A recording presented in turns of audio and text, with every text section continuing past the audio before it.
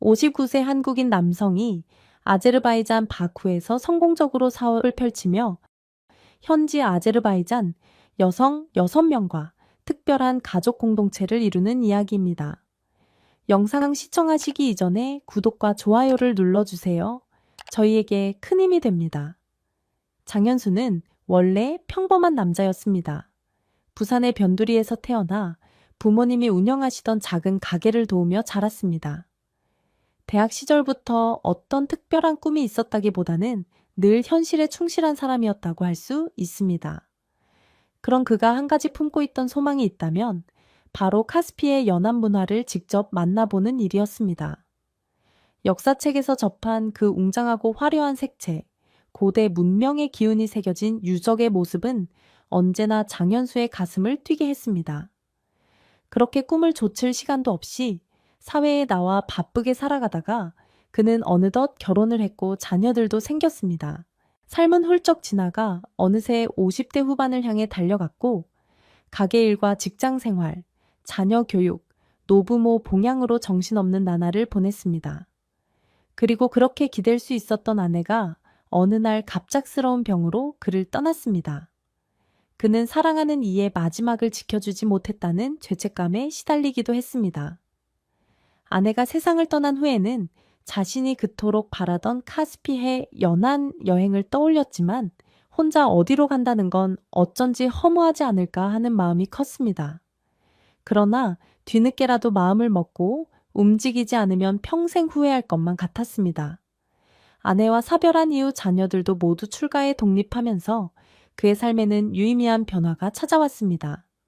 집안에 혼자 남아있자 문득 세상이 얼마나 넓은지를 다시금 깨닫게 되었고, 그래, 언제까지나 여기서만 살 수는 없다고 결심했습니다. 그렇게 그는 작은 여행 가방에 옷 몇 벌과 카메라를 챙겨 오랜 동경의 땅 아제르바이잔으로 떠났습니다. 누구에게나 뜬금없이 보일 수 있는 이 선택이었지만 그에게는 지나온 세월 동안 쌓인 회한을 덜어내고 새로운 삶을 찾고 싶은 욕구가 간절했습니다. 2024년 처음 도착한 간자의 공항은 생각보다 현대적이고 소도시보다 훨씬 분주했습니다. 사람들은 알록달록한 전통 복장과 서양식 복장을 한 채 뒤섞여 있었습니다. 그 반면 건물들은 어디서나 볼 법한 흰색 콘크리트, 외벽과 커다란 간판들이 다양하게 눈에 들어왔습니다. 낯선 글자와 낯선 언어의 향연이었습니다. 구글 번역기를 돌리거나 길에서 영어나 간단한 한국어 단어를 배운 사람들을 만나면 세상이 이렇게 넓게 얽혀 있구나 하고 느꼈습니다. 장현수는 그곳에서 며칠 머물다가 바쿠라는 도시로 이동했습니다. 그 이름만 들어도 사람들의 입에서 반드시 가봐야 할 도시라는 말이 튀어나오는 신비롭고도 아름다운 곳이었습니다. 아제르바이잔의 역사와 미학의 결정체라는 별칭답게 바쿠에 들어섰을 때 장현수의 눈에는 마치 동화 속 세상이 펼쳐진 것 같았습니다.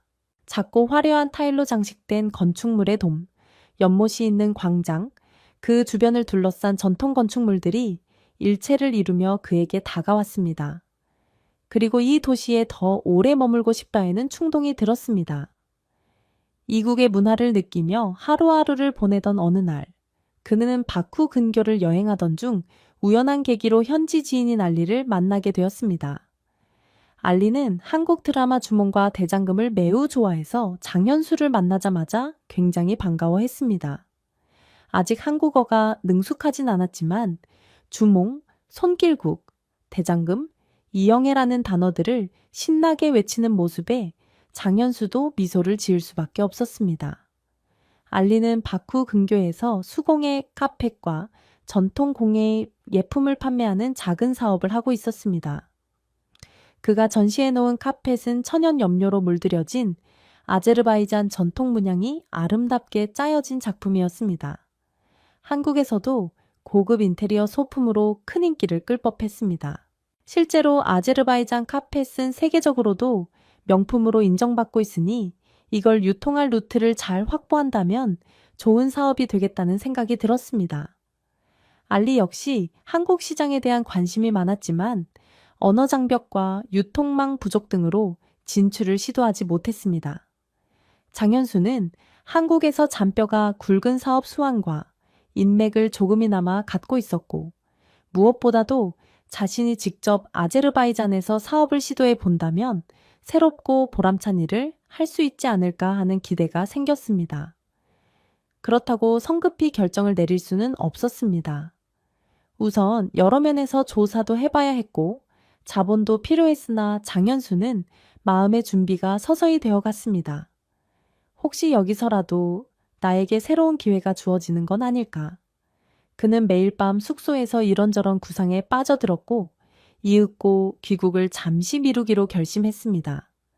바쿠에 좀 더 머물며 직접 카페 제작 과정을 살펴보고 알리의 신뢰를 쌓아가기로 한 것입니다. 시간이 흐르며 장현수는 바쿠 여러 지역 사람들과 친분을 쌓았습니다. 대부분 한국 드라마와 K-팝 혹은 삼성, LG 같은 브랜드 이미지 덕에 한국인에게 호감을 표시하는 이들이 많았습니다. 몇몇은 주몽에서 나온 활쏘기, 장면이 멋있었다고 흥분하여 이야기를 전하기도 했습니다.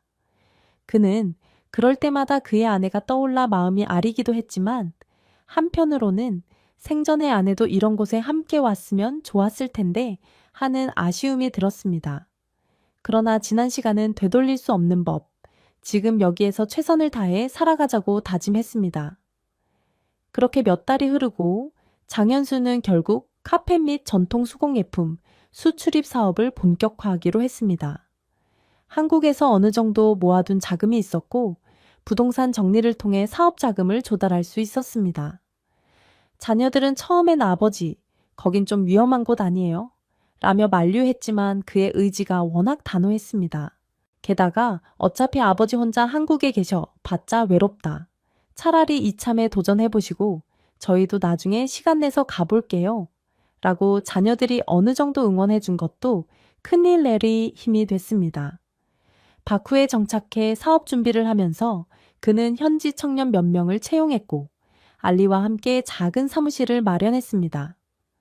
원활한 교역 통로를 확보하기 위해 아제르바이잔 현지의 기업들과도 접촉했고 동시에 한국의 지인들과 인터넷 화상으로 미팅을 진행했습니다. 갈수록 사업이 자리를 잡아가기 시작했고 그가 지닌 특유의 진중함과 성실함, 그리고 따뜻한 리더십이 현지 사람들의 마음을 움직였습니다. 주말마다 장현수는 직원들과 작은 파티를 열거나 근처 유적지 답사를 함께 가기도 했습니다. 한국 음식 몇 가지를 손수 만들어 대접하면 현지인들은 맵지만 정말 맛있다며 환호했습니다. 그러다 보니 어느새 이름 모를 아제르바이잔의 젊은 여성들이 그를 찾아와서 통역을 통해 혹시 저도 일할 기회가 있을까요? 라고 물어보기도 했습니다. 그는 일자리가 정말 필요한 사람들을 최대한 돕고 싶었지만 섣불리 직원을 늘릴 수는 없었습니다. 그래도 자신이 힘이 닿는 선에서 가난한 사람들을 지원하려 애썼습니다. 그 마음이 주변에 퍼져나가며 장현수를 인품이 훌륭한 한국인으로 칭송하는 말이 많이 돌았습니다. 더구나 나이가 59세로 접어든 그였지만 나이에 비해 활기차고 꼿꼿한 모습이 사람들에게 신뢰감을 주었습니다. 이를 계기로 좋은 남편감으로 그를 바라보는 여성들이 점점 늘어나기 시작했습니다. 바쿠에서 특히 그와 가까워진 여성들이 있었습니다. 대체로 25세에서 32세에 이르는 젊은 아제르바이잔 여성들이었는데 그 중에서도 유독 눈에 띄는 인물들이 6명 정도 있었습니다. 이름을 간단히 나열해보자면 샤흐르, 마리암, 파라네, 니샤, 소피아, 그리고 로산 그들이었습니다. 모두 서로 다른 가정 환경과 사연을 지닌 이들이었습니다. 샤흐르는 부모님을 잃고 혼자서 동생들을 돌봐야 했기에 어려운 살림 속에서도 꿋꿋이 살아온 여성이었습니다. 수공의 카페 매장에서 장현수와 대화를 나누다 그의 배려 깊은 태도에 호감을 느꼈습니다. 마리암은 대학에서 영문학을 전공했고 외국 문화를 동경하며 언어에 관심이 많았습니다. 어느 날 장현수를 만나 영어와 한국어를 조금씩 배우다 그의 인품에 반해버렸습니다. 파라네는 음악적 재능이 뛰어나고 한국 드라마 OST를 흥얼거릴 줄 아는 밝고 유쾌한 성격의 여성이었습니다. 늘 웃음을 잃지 않으며 장현수를 아버지 같은 큰 존재로 존경했습니다. 니샤는 가족들이 모두 외국으로 이민 가버린 뒤 혼자 남아 쓸쓸함을 느끼던 중 장현수의 따뜻한 말 한마디에 큰 위로를 받았습니다. 그 뒤로 그를 만나면 마음의 평화를 얻는다고 했습니다. 소피아는 아르메니아 출신으로 기독교 가정에서 자랐습니다. 아제르바이잔의 다소 억압적인 종교 분위기에 피로감을 느끼던 참에 열린 사고방식을 지닌 장현수를 만나 지적으로나 감정적으로 교류하게 됐습니다. 로사는 숙련된 전통 자수 기술을 갖고 있어 장현수의 사업을 함께 도우며 자연스럽게 가까워졌습니다. 책임감 강하고 진지한 그를 존경했습니다.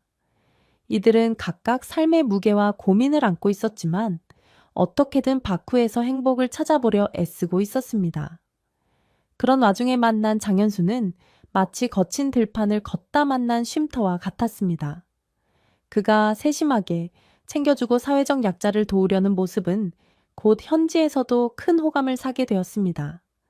게다가 한국 문화에 대한 관심까지 더해져 이 여성들에게 장현수는 나이는 많지만 믿을 수 있는 따뜻한 보호자 같은 존재로 자리매김했습니다.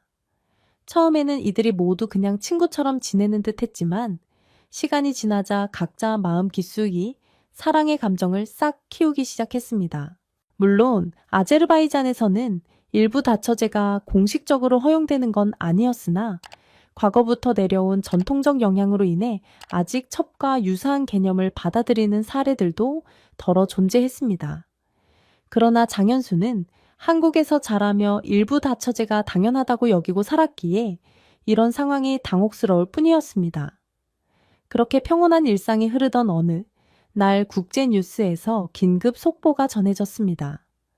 국제적 긴장 상황이 극단적으로 치달아 양측이 서로에 대한 공격을 감행했다는 것입니다. 다행히도 형식적인 공격으로 그쳤고 심각한 전면전으로 번지지는 않았지만 아제르바이잔 내 곳곳이 긴장 상태에 휩싸였습니다. 특히 군사시설이 있는 지역 근처에 폭발이 있었다는 이야기가 퍼지며 사람들이 공포에 떨었습니다.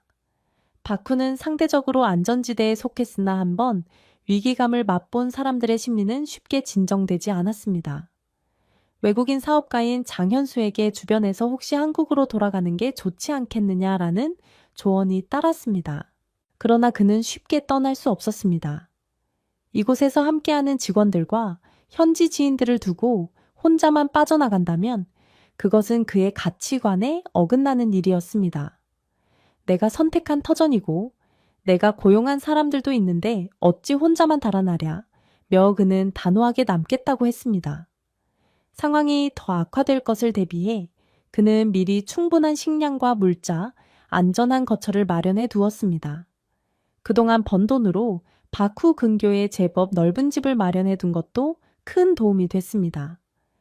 그의 소식을 들은 샤흐르, 마리암, 파라네, 니샤, 소피아, 그리고 로사니 겁에 질린 얼굴로 찾아왔습니다.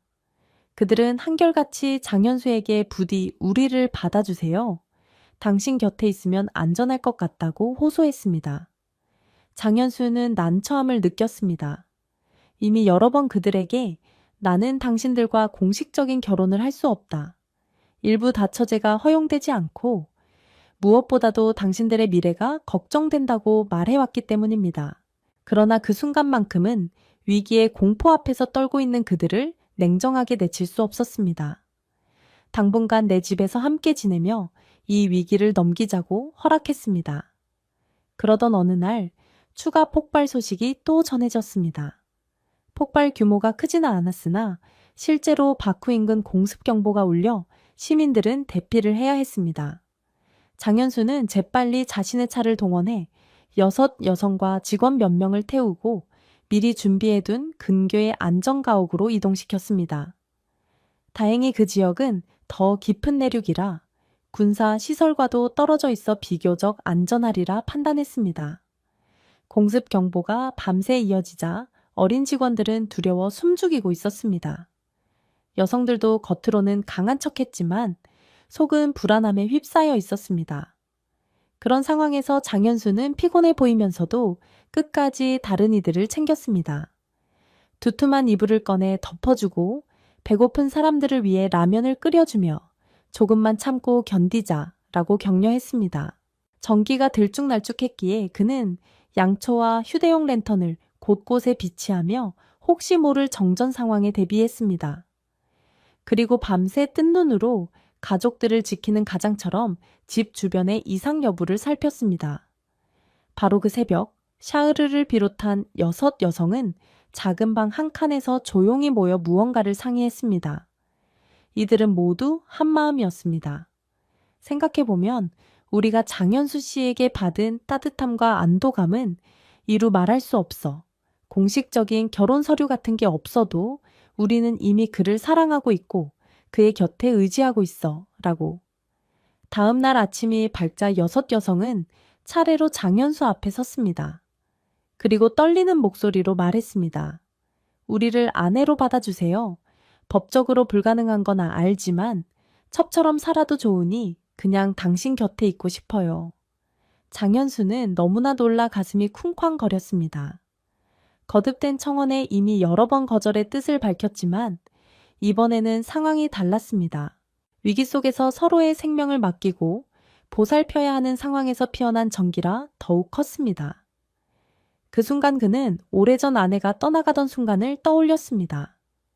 아내가 마지막으로 이제 당신도 좀 행복했으면 좋겠어. 멋진 사람이잖아. 라며 환하게 웃던 모습. 그 기억에 눈가가 촉촉해진 장현수는 차마 거절하지 못했습니다. 그리고 6여성 모두가 진심 어린 눈물로 자신을 바라보는 것을 보니 그들의 마음이 허투루 아님을 느꼈습니다. 그리하여 그는 그 극적인 상황 속에서 내가 당신들을 책임지겠습니다. 비록 한국 법이나 아제르바이잔 법도 우리가 원하는 방식으로 인정하진 않겠지만 우리끼리는 가족처럼 함께하자고 말했습니다. 6여성은 흐느끼며 그에게 안겼습니다. 위기의 위험이 조금씩 잦아들고 국제적 긴장이 일시적인 휴전 상태에 들어서자 장현수는 근교의 넓은 집으로 완전히 거처를 옮겼습니다. 이제 그는 6여성의 남편이자 직원들의 사장, 그리고 여러 명의 아버지 역할까지 떠맡게 된 셈이었습니다. 물론 법적으로는 한 명과도 혼인 신고를 하지 못했습니다. 그러나 그들은 함께 사는 가족이었고 마음만큼은 어느 정식 부부 못지않게 서로를 아꼈습니다. 마을 사람들 중에는 곱지 않은 시선을 보내는 이들도 있었지만 장현수와 6여성의 진심을 아는 사람들은 그들을 두고 수근거리기보다는 오히려 응원해주는 분위기가 더 컸습니다. 어려울 때 서로 의지하고 지키며 살아가는 게 가족이 아니겠느냐? 법이 뭐가 중요하냐? 저들은 진심으로 사랑하고 있는데 이런 식의 이해가 퍼졌습니다. 장현수는 책임감이 무엇보다 중요하다는 걸 알았습니다. 그리고 6여성의 자존심과 행복도 지켜줘야 했습니다. 그는 가능한 한 그들에게 큰 부담을 주지 않으려 노력했지만 여성들 역시 스스로 자립하고 장현수를 돕기 위해 사업일에 적극 참여했습니다. 카페 디자인, 홍보, 해외 교류 담당, 언어 통역 등 각자 특기를 살려 일을 분담했습니다. 샤흐르는 손재주가 좋아 새로운 카페 문양을 연구했고 마리암은 영어와 한국어 공부를 열심히 해 수출입 문서 작업을 지원했습니다. 파라네는 음악적 감각을 살려 광고 영상을 만들 때 BGM을 작곡했고 니샤는 깔끔하고 철저한 성격이라 재무와 회계를 도맡았습니다. 소피아는 주변 기독교 단체나 국제구호 단체와의 교류를 담당하며 로사는 전통 자수 기술로 상품에 특별한 가치를 불어넣었습니다. 이렇게 여성 모두가 하나의 공동체 안에서 장현수의 리더십 아래 서로 의지하고 협력하면서 일과 사랑을 함께 발전시켰습니다. 그러면서도 장현수에게 각자의 방식으로 다정함을 표현했습니다. 어떤 날은 샤흐르가 애정 어린 도시락을 챙겨주고 또 다른 날은 파라네가 달콤한 노래로 밤을 수놓았습니다. 마리암은 공부한 한국말로 서툴게 오빠 사랑해요 라고 말해 장현수를 웃음 짓게 했고 니샤는 언제나 꼼꼼히 그의 건강을 챙겼습니다. 소피아는 한국의 역사와 아제르바이잔의 역사를 비교하며 대화를 나누는 지적인 교류의 재미를 느꼈고, 로사는 조용하지만 깊은 눈빛으로 그를 응시하며 늘 든든한 버팀목이 되어 주었습니다. 시간이 흐르면서 6여성 모두 임신 소식을 전하게 되었습니다. 이제는 더욱 대가족으로 발전할 상황이었습니다. 장현수는 그 소식을 들었을 때 기쁨과 동시에 커다란 책임감을 느꼈습니다. 이미 나이도 많은데 내가 잘 감당해낼 수 있을까라는 두려움이 없진 않았지만, 그는 과거에 아이들을 키워본 경험이 있었고 그만큼 다시 한번 기회를 얻은 셈이라고 생각했습니다. 육체적으로 힘든 건 물론이겠지만 6아기를 한꺼번에 맞이해야 하는 상황은 만만치 않았습니다. 건강검진을 위해 병원에 함께 다니고 영양 보충을 위해 식단을 신경 써야 했습니다. 장현수는 밤낮으로 돈을 벌며 일했지만 동시에 정신적, 육체적 지원을 아끼지 않았습니다. 6여성이 서로를 도우며 같은 엄마로서 연대감을 쌓아가는 모습은 한편의 드라마 같았습니다.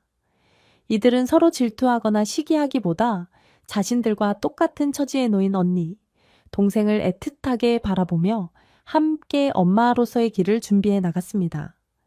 장현수도 마찬가지로 6아기의 아버지가 되기 위해 한층 더 성숙해졌습니다. 젊은 시절에 가정을 책임지던 때와는 또 다르구나. 지금은 더 많은 사람들을 보살펴야 해 라고 그는 생각했습니다. 그는 출산에 대비해 더 큰 집으로 이사했고 방마다 아기 침대를 들여놓았습니다. 기저귀, 분유, 의류 등 생활용품을 대량으로 구비했으며 지역 사회에서 믿을 만한 파트너 간호사들도 섭외했습니다. 마침내 차례로 출산이 시작되었습니다. 아제르바이잔 의료체계 아래에서 진행되는 출산은 한국과 조금 달랐지만 다행히 크게 문제없이 진행되었습니다.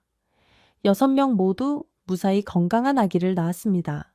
태어난 아이들은 피부톤이나 생김새가 각각 조금씩 달랐는데 한국인 아버지와 아제르바이잔인 어머니의 혼혈 특유의 아름다움을 갖추고 있었습니다. 주변 사람들은 정말 예쁘다.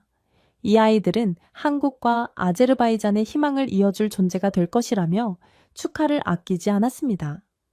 아이들이 태어나고 대가족의 생활은 더욱 분주해졌습니다. 장현수는 아침에 일찍 일어나 아기들에게 분유를 먹이고 기저귀를 갈며 동시에 사업과 직원 관리도 했습니다. 6여성은 각각 자신의 아이를 돌보면서도 다른 사람의 아이가 울면 달려가서 함께 보살폈습니다. 그들은 적어도 육아에 있어서는 경계가 없었습니다. 서로의 아이를 귀히 여기고 함께 키워나가는 공동체적 분위기가 자리 잡았습니다. 그렇게 시간이 지나 아기들이 말을 떼고 온가리를 하며 하나둘씩 말문을 트기 시작했습니다. 한국어와 아제르바이잔어가 혼재된 독특한 아이들의 말투는 그저 귀여울 뿐이었습니다. 장현수는 늘 사랑해를 한국어로 알려주고 어머니들은 아제르바이잔어 표현을 가르쳤습니다. 아이들은 두 언어를 자연스럽게 흡수해 나갔습니다. 그러면서 장현수의 사업도 점점 안정을 찾고 있었습니다. 한국 아제르바이잔 문화교류 사업에까지 손을 뻗쳐 카페 수출 외에도 한국 브랜드 제품을 아제르바이잔에 소개하는 무역을 진행하기 시작했습니다. 코로나 시국 등 국제적 악재도 있었지만 온라인을 통한 교류로 틈새 시장을 개척했습니다. 그 과정에서 그는 아제르바이잔의 가난한 지역을 지원하는 봉사활동에도 열심히 참여했습니다. 6여성 역시 아이들이 어느 정도 자라자 의기투합해 빈민구제나 의료봉사 등에 힘썼습니다. 지역 주민들은 그런 그들을 보며 외국인이라는 장벽도, 일부 다처제라는 편견도 이렇게 남을 돕고 성실히 살아가는 모습으로 허물 수 있구나 라고 느꼈습니다. 장현수 가족은 점차 바쿠의 상징 같은 존재로 자리 잡아갔습니다. 인터뷰 요청도 종종 들어왔지만 장현수는 아이들의 평온한 일상을 위해 대대적인 언론 노출은 자제했습니다. 아이들이 학교에 갈 나이가 되자 장현수 가족은 자녀들이 한국 교육과 아제르바이잔 교육을 동시에 경험할 수 있도록 신중히 계획했습니다. 아제르바이잔 현지의 국제학교 혹은 한국 외교관 자녀들이 다니는 학교 등 다양한 루트를 고민했습니다. 다행히 여러 사람들의 도움으로 아이들은 영어, 아제르바이잔어, 한국어를 모두 함께 배우게 되었습니다. 훗날 이들이 성장해 한국과 아제르바이잔의 가교가 되어줄 것이라는 믿음이 있었습니다. 장현수 스스로도 일부 다처라는 단어가 혹여 아이들에게 상처가 될까 노심초사했습니다. 법적으로는 정식 혼인 신고가 아니어도 너희 엄마들과 난 진심으로 서로를 아끼고 사랑한다. 그리고 너희들은 그 사랑으로 태어났다. 부끄러운 게 아니니 자신감을 가져라. 라고 그는 아이들에게 가르쳤습니다. 여섯 여성들도 아이들에게 우린 모두 너희의 엄마야. 피가 이어지지 않아도 우린 서로를 돌보는 하나의 대가족이다. 라고 알려주었습니다. 그 정신은 아이들의 마음에도 자연스럽게 새겨졌습니다. 아이들은 자라면서 다른 이들을 배려하고 서로 협력하며 살아가는 법을 배웠습니다. 그들은 한국과 아제르바이잔 두 문화를 융합한 축제나 이벤트를 열고 학교에서 친구들에게 자신들의 문화를 소개하기도 했습니다. 김치와 고기 케밥이 만나면 최고의 조합이 되지. 라며 웃음 짓는 아이들의 모습은 이 대가족이 일궈낸 가장 값진 결실이었습니다. 59세가 된 장현수는 어느 날 거울을 보며 주름진 얼굴에 씁쓸한 미소를 지었습니다. 세월 참 빠르구나. 내가 여기 바쿠에 온 지도 벌써 8년이 지났네. 이미 그의 머리에는 흰머리가 제법 많았고 때로는 무릎이 시큰거리기도 했습니다. 그러나 그의 곁에는 6명의 아내라 불리는 여성들과 6명의 아이들이 있었습니다. 그뿐인가 더 많은 직원, 친구, 지인들이 그를 둘러싸고 응원하고 있었습니다. 비록 법적으로나 제도적으로는 모호한 가족 관계일 수도 있습니다. 그러나 그들이 만들어낸 사랑과 믿음, 연대는 결코 가벼운 것이 아니었습니다. 어떤 사람들은 그게 무슨 파격적인 삶이냐, 곱지 않은 시선을 보냈지만 그럴 때마다 장현수와 여섯 아내는 흔들리지 않았습니다. 우리는 위기와 죽음의 공포 속에서 서로를 지켰고 그 결과로 오늘의 가족을 이루었다. 누가 뭐라 해도 우린 서로를 지지하고 살아갈 것이라고 말하며 꿋꿋이 앞으로 나아갔습니다. 자신들의 이야기로 인해 한국인과 아제르바이잔인의 결합이 화제가 되면서 한국 드라마나 예능에서도 혹시 특별 게스트로 출연해 주실 수 있나요? 라는 연락이 오기도 했습니다. 장현수는 거절하려 했지만 아이들에게 다양한 경험을 보여주고 두 나라의 교류에 조금이나마 기여한다면 이라는 생각에 한두 번 정도 출연을 고려하기도 했습니다. 그러나 가장 중요한 건 자신들과 아이들의 평온한 일상임을 잊지 않았습니다. 세상은 여전히 어지럽습니다. 국제 정세는 하루가 멀다 하고 요동치고 아제르바이잔 내부 상황도 안정적이라고만은 볼 수 없습니다. 그러나 장현수 대가족은 이런 현실 속에서도 하루하루를 성실히 살아가며 사람들에게 작은 희망과 가능성을 보여줍니다. 그가 아이들의 손을 잡고 바쿠의 대로를 걸어갈 때, 여섯 아내가 나란히 걸어갈 때 사람들은 웃으며 인사를 건넵니다. 안녕하세요. 당신들이 있어 참 다행입니다. 라고. 장현수는 그럴 때마다 가슴 한편이 뭉클해지고 하늘 어딘가에서 지켜보는 아내의 모습이 떠오릅니다. 내가 여기서 또 한 번의 삶을 피우고 있어. 당신이 준 사랑을 이렇게 많은 사람들과 나누고 있다고 그는 마음속으로 고백합니다. 그리고 그를 사랑해주는 여섯 여성에게도 스스로에게도 다짐합니다. 내가 살아있는 동안 당신들 모두를 지켜줄 테니 걱정 말아요. 아이들도 훌륭한 어른으로 자라날 수 있도록 최선을 다할 겁니다. 거친 들판에서 싹튼 희망의 씨앗이 이제 바쿠의 뜨거운 태양 아래 굳건한 나무로 자라나고 있었습니다. 그 그늘에서 사람들은 몸을 뉘이고 서로의 따뜻함을 나누며 또 다른 미래를 꿈꿉니다. 장현수의 이야기 그리고 여섯 여성, 아이들이 만들어가는 거대한 가족 서사는 결코 전통적이거나 제도적으로 인정받는 형태는 아닙니다. 그러나 이들은 인류의 연대, 책임, 사랑이라는 보편적 가치를 몸소 실천하며 살아갑니다. 위기의 공포가 만들어낸 극적인 만남이지만 그 안에서 피어난 진심은 결코 가벼운 것이 아니었습니다. 오히려 이런 파격적인 상황 속에서 사람답게 산다는 것, 그리고 서로를 의지한다는 것이 어떤 의미인지 더 뚜렷하게 보여준 것입니다. 결국 이들의 이야기는 사랑과 책임이 중심입니다. 여섯 여성은 힘든 상황에서도 지조를 지키고 장현수는 자신이 선택한 가족을 끝까지 책임지며 나아가 지역 사회까지 돌봅니다. 아이들은 그 사랑과 책임의 결정체로 자라나며 다가올 미래의 한국과 아제르바이잔을 잇는 다리가 되리라 믿습니다. 이렇게 태어난 혼혈 아이들은 양쪽 문화의 장점을 흡수해 더 넓은 시각으로 세계를 바라볼 것입니다. 결국 이들이 나아가는 길은 특정 국가의 제도나 선입견을 넘어 한층 더 폭넓은 가능성을 향해 열려 있습니다. 바쿠의 여명처럼 아름다운 빛깔을 품은 이 가족의 이야기는 지금도 계속되고 있습니다. 먼 훗날 그 아이들이 훌륭히 성장해 두 나라와 더 나아가 세계를 연결하는 역할을 해낼지도 모릅니다.